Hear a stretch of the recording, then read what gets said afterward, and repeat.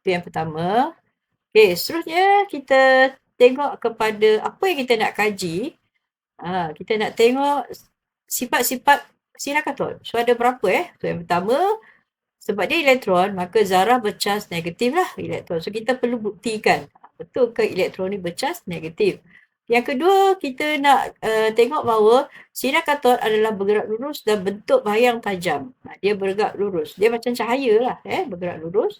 Dan yang ketiga, bergerak dengan hal laju tinggi dan mempunyai tenaga kinetik lah. So, dia bila bergerak, maka dia mesti ada apa? Tenaga kinetik. Okey, tenaga kinetik Kemudian seterusnya yang keempat, dia boleh menyebabkan apa yang dipanggil kesan Pendaflor. So, jangan terkejutlah perkataan ni, kesan Pendaflor.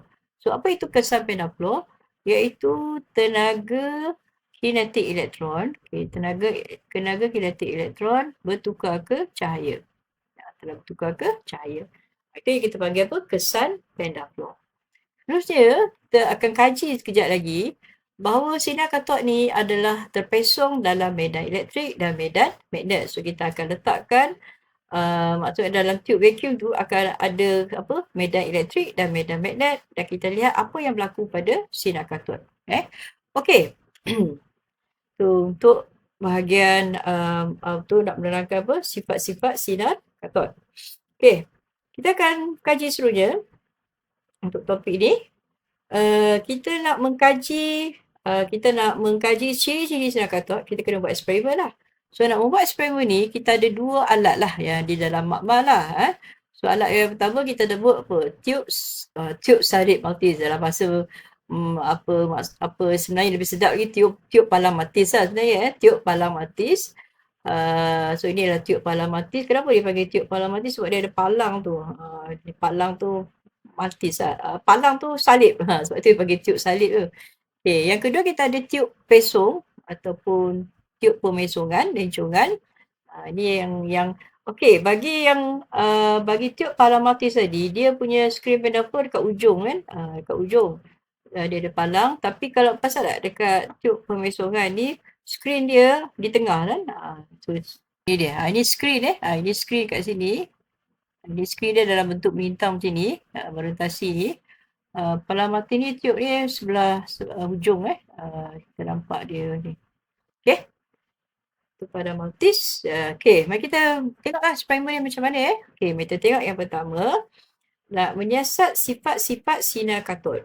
So, inilah alat dia. Kita dah bincang tadi, sama je fungsi dia. Cuma kita nak tengok sini, kita ada palang ni. So, apa peranan palang kat sini? Palang maltis lah kita panggil. Dan pasal ada skrin yang cikgu tadi ada kat ujung lah. Okey, ini skrin dia. Okey, skrin sini So, ni dah skrin lah warna putih Jom So, ni bayang. Okey, kenapa bayang? Kita bincang sekejap lagi. So, kita sambungkan kepada voltan lampau tinggi 3000 volt. So, ini ada bekalan kuasa rendah 6 volt. Kita ada katot, kita ada anod Kita dah bincang tadi. Okey, apa yang kita nak buat? Ini dia. So, kita ada prosedur yang pertama. Kita ada beberapa step lah sekali lagi, kita kalau gambar ni, gambar yang 3 dimensi lah, kita nampak power supply dia, bekalan kuasa ada dua lah satu bekalan kuasa yang untuk memanaskan katot ataupun filament tadi, dan kedua yang memecutkan elektron, kita ada voltan lampau tinggi. So, langkah pertama ialah kita hanya hidupkan bekalan kuasa yang 6 volt tadi, bekalan kuasa yang rendah tadilah. So, bila kita hidupkan, kita akan nampak satu cahaya warna kuning. Cahaya warna kuning, cahaya biasa sebenarnya. Itu dah cahaya biasa. Macam you kata torchlight tadi kan, mentol dari tu, dia akan mengeluarkan cahaya kuning kan. Dan dia akan menghasilkan bayang. Ni nampak bayang kan. Bayang palang tadilah. So, ini kita pandang daripada depan So, kita nampak bayang yang warna hitam dan skrin tu warna cahaya lah. Cahaya warna kuning sebab mentol Okey, jadi prosedur pertama ialah hidupkan bekalan kuasa 6 volt. So, apa pembuatan kita? Kita akan nampak bayang hitam palang maltis dikelilingi oleh cahaya kuning. Kesimpulannya, kita buat ialah cahaya bergerak lurus. Cahaya bergerak lurus. Okey. Senang je kan? Cahaya bergerak lurus, sebab itu dapat bayang kan? Okey, proses yang kedua. Proses yang kedua ialah, kita buat apa? Kita akan, langkah pertama ialah kita hidupkan bekalan kuasa yang rendah, nombor 1. dan kita akan nampak cahaya kuning tadi kan, dan kita akan nampak bayang hitam tadilah. Apa yang seterusnya kita buat ialah kita hidupkan bekalan kuasa volta lampau tinggi dan tiba-tiba kita akan nampak cahaya warna hijau. Yang mana kita ada 2 bayang. Dia juga menghasilkan bayang. So bayang pertama tadi pada cahaya kuning tadi kan. Yang kedua tadi cahaya ni warna hijau. Api datang daripada mana? Itu adalah sinar katod. So sinar katod tadi pun menghasilkan bayang yang bertindan dengan bayang yang daripada cahaya kuning tadilah. Okay. So, mari kita lihat apa yang berlaku. So, prosedur kita ialah apa? Kita hidupkan bekalan kuasa 6 volt dan BLT.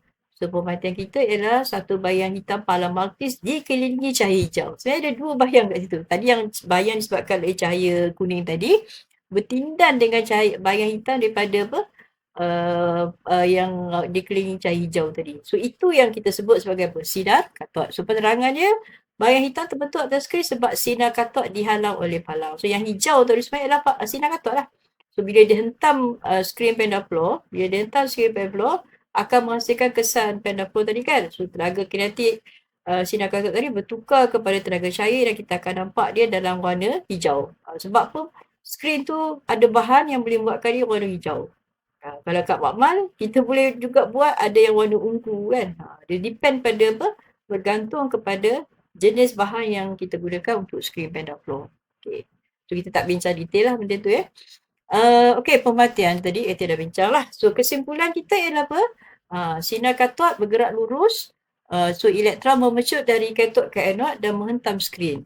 Kawasan hijau, kawasan cahaya hijau terbentuk atas skrin menunjukkan sinar katod menyebabkan kesan pendaflow iaitu tenaga kinetik elektron bertukar ke cahaya apabila ia menghentam skrin. Itu kesimpulan kita lah.